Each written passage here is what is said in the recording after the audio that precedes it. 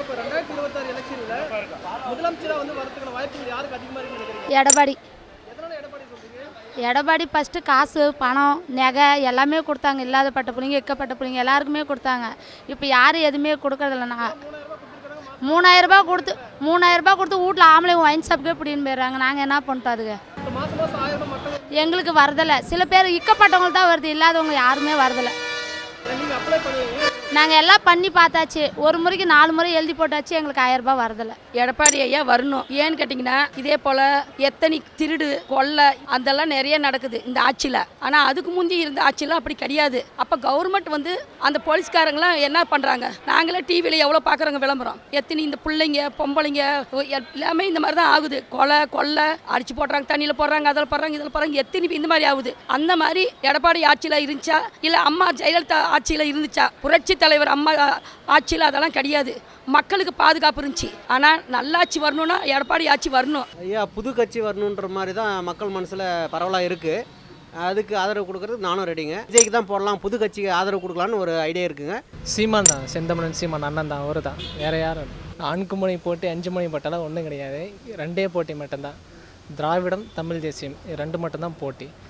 வருவாங்க. அது தனிச்சு நிற்கிறது அவருடைய அப்படி தானே நிற்கணும். எல்லாருமே இப்போ ஓட்டுக்கு பணம் கொடுக்கறது, இப்போ சலுகை போனஸ் இலவச மானியம் இது முதலீடாக வச்சு தான் இப்போ எல்லாருமே அரசியல் பண்ணுறாங்க. நாம் தமிழர் கட்சி தான் இந்த மாதிரி எதுவுமே ஒன்றும் இல்லாமல் கொள்கை கோட்பாடோட தத்துவத்தோட சித்தாந்தத்தோடு நிற்குது. ஏடிஎம்கே பார்த்தீங்கன்னா வாய்ப்பு ரொம்ப குறைவாக இருக்குது. டிஎம்கே வந்து அதிக வாய்ப்பு இருக்குது வரதுக்கு இந்த டைம். எடப்பாடி தான் வரணும்னு நாங்கள் எதிர்பார்க்குறோங்க. எதனால எடப்பாடி வரணும்? எதனால்னா அம்மா இடத்துலேருந்து அவர் எல்லாம் நிறைவேற்றுறாருல்ல. பெண்களுக்கு எல்லாமே பாதுகாப்பு. அம்மானாவே இந்த ஆட்சியில் எல்லாமே அதிகமாக தாங்குது.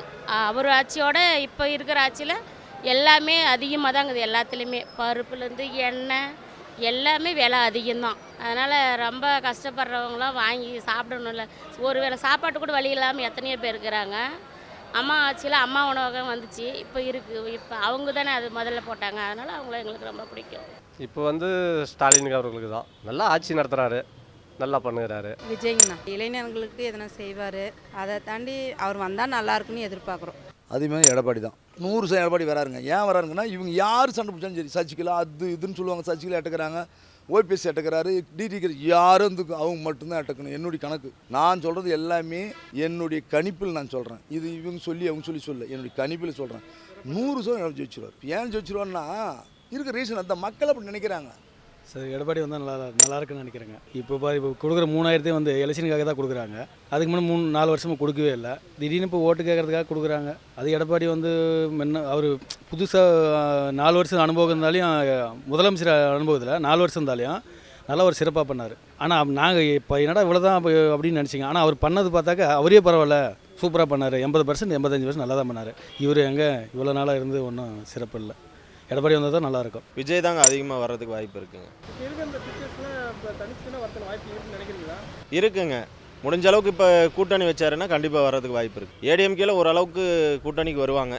ஏன்னா கட்சியில் இப்போ பார்த்தனியா விஜய்க்கு அதிகபட்சமான வாய்ப்புகள் இருக்குது. அப்படிங்கிறதுனால கண்டிப்பாக கூட்டணிக்கு வருவாங்க. மக்கள் எல்லாருமே ஈகராக வெயிட் பண்ணி எடப்பாடியார் ஆட்சி கொண்டு வந்து ஆட்சியில் உட்கார வைக்கணும்னு சொல்லி எல்லாருமே ஈகராக வெயிட் பண்ணிட்டு இருக்காங்க. ஏன்னாக்கில் மக்கள் 4.5 வருஷம் எடப்பாடி ஆட்சியில் இருக்கும்போது பார்த்தீங்கன்னாக்கில் கஜா புயல் வந்துச்சு, கொரோனா காலம் வந்துச்சு. அந்த காலத்துலலாம் சிறப்பாக ஆட்சி பண்ணி மக்களுக்கான தேவைகளை சிறப்பாக செஞ்சவர் அவர். ஸோ அதனால் மக்கள் எல்லாருமே எடப்பாடியார் ஆட்சிக்கு வரணும்னு சொல்லி விரும்புகிறாங்க. எடப்பாடியார் தான் ஆட்சிக்கு வருவார். அதாவது பார்த்திங்கன்னா அந்த மடிக்கணி திட்டத்தை வந்து ஆரம்பித்ததே வந்து புரட்சித் தலைவி அம்மா அவர்கள் தான். புரட்சித் தலைவி அம்மா அவர்கள் ஆரம்பித்த திட்டத்தை தான் வந்து இவங்க செயல்படுத்துகிறாங்க. புரட்சித் தலைவி அம்மா பார்த்திங்கன்னா 57 லட்சம் பேருக்கு வந்து லேப்டாப் கொடுத்தாங்க, பள்ளி குழந்தைகளுக்கு கொடுத்தாங்க, பள்ளி குழந்தைகள் பெயர் பெறணும்னு சொல்லி கொடுத்தாங்க. ஆனால் இவர் என்ன கொடுத்துருக்காருன்னா கல்லூரி மாணவர்களுக்காக கொடுத்தாரு. எலெக்ஷனுக்காக இவங்களுக்கு கொடுத்தா ஓட்டு போடுவாங்கன்ற ஒரு சுயநலத்துக்காக தான் கொடுத்துருக்காங்க. பொதுநலமாக கொடுத்தது அனைத்து இந்திய அண்ணா திராவிட முன்னேற்ற கழகம் தானே தவிர இவங்க கிடையாது. இது ஓட்டா மாறதுக்கு வாய்ப்பு இல்லை. எல்லா மக்களுமே என்ன தெரியுமா சொல்கிறாங்க, எலெக்ஷனோட தான் கொடுத்துருக்காங்க, எலெக்ஷனோட தான் கொடுக்குறாங்க. ஏன் 4 வருஷம் எங்கே போயிருந்தாங்கன்னு தான் மக்கள் கேட்குறாங்களே தவிர இது ஓட்டா மாறுமானா ஓட்டா மாறாது. மக்கள் எல்லாருமே வந்து அதிருப்தியில் தான் இருக்காங்க. ஏன்னா வீட்டு வரி உயர்வு, கரண்ட் பில் உயர்வு இப்படிலாம் இருக்கும்போது பார்த்திங்கன்னா மக்கள் எப்படி அவங்களுக்கு ஓட்டு போடுவாங்க? அதனால் மக்கள் எல்லாருமே எதிர்பார்க்குறது ஒரு சாமானிய மனிதர் புரட்சி தமிழர் எடப்பாடியார் ஆட்சி வரும் தான் எதிர்பார்க்குறாங்க எல்லாரும். எடப்பாடிக்கு தான். திமுகனா ஒன்றும் சொன்னது எதுவுமே செய்ய கிடையாது. ஏடிஎம்கே நிறைய செஞ்சுருக்குது எல்லாமே. இப்போ 4 ஆண்டு காலமாக அவங்களுடைய ஆட்சி திமுக ஆட்சி வந்து பார்த்தீங்கன்னா எல்லாம் இப்போ எதுவும் செஞ்சது வர இது வரைக்கும் தெரியல எங்களுக்கு. எதுவும் எடப்பாடி வரதுக்கு வாய்ப்பு இருக்குதுங்க. மீண்டும் முதலமைச்சர் ஸ்டாலின். விஜய் அங்கிள் வரதுக்கு வாய்ப்பு இருக்குது. அவங்க வந்து சினிமா ஆக்டராக இருக்கிறாங்க. இப்போ நெக்ஸ்ட் அவங்களுக்கு அந்த போஸ்டிங் கொடுத்தா அவங்க எப்படி பண்ணுறாங்கன்னு கொஞ்சம் தெரிஞ்சுக்கலாம். அதுக்கப்புறம் இளைஞர் கூட்டம் அவங்களுக்கு அதிகமாக இருக்குது. சப்போர்ட் பண்ணி அவங்கள வந்து ஒரு முதலமைச்சராக இது பண்ணாங்கன்னா கொஞ்சம் நல்லாயிருக்கும். இப்போ முதல்வர் வர்றதுக்கு நம்ம புரட்சி தமிழர் தாங்க. புரட்சி தமிழர் எடப்பாடி பழனிசாமியாக தான் முதலமைச்சர் வருவார். ஒன்றும் இல்லைங்கய்யா, இப்போ லாஸ்ட் முறை வந்து பார்த்தீங்கன்னா போன பொங்கலுக்கு ₹1 கூட தரல. ₹1 கூட தரல. எந்த 1000 ரூபாங்க? அதுக்கு எவ்வளோ பிரச்சனை பண்ணி எவ்வளோ கஷ்டப்பட்டு வாங்கினா நம்ம அதை. அதனால் இப்போ வந்து பார்த்தீங்கன்னா 2500 பத்தாது, இன்னும் 1500 சேர்த்து 5000 கொடுக்கணும்னு சொன்னாலும் நம்மால் யார் நம்ம இப்போ ஆட்சி செஞ்சுருக்கிற அவர். சரிங்களா? அப்படி இருக்கும்போது 2500 பத்தாது, மக்களுக்கு 5000 வேணும். ஆக ஒன்று எவ்வளோ கம்மியாகுது? இன்னும் 1500 கம்மியாகுது. அப்போ 5000 கொடுங்க அப்படின்னு சொன்ன நம்ம ஸ்டாலின் ஐயா இன்றைக்கி அந்த 5000 கொடுக்க மாட்டேன்றாரு. கொரோனா பீரியட்லையும் கஷ்டமான காலகட்டத்திலையும் இக்கட்டான சூழ்நிலையிலையும் தமிழகத்தை ஆட்சி செஞ்ச எடப்பாடி பழனிசாமி ஐயா வந்து அப்போ அன்னைக்கு சூழ்நிலைக்கு நிதி நெருக்கடி இருந்த காலகட்டத்திலையும் என்ன பண்ணாரு? 2500 கொடுத்தாரு. அதை எதிர்த்து பேசுன்ற ஒரே ஒரு காரணத்துக்காக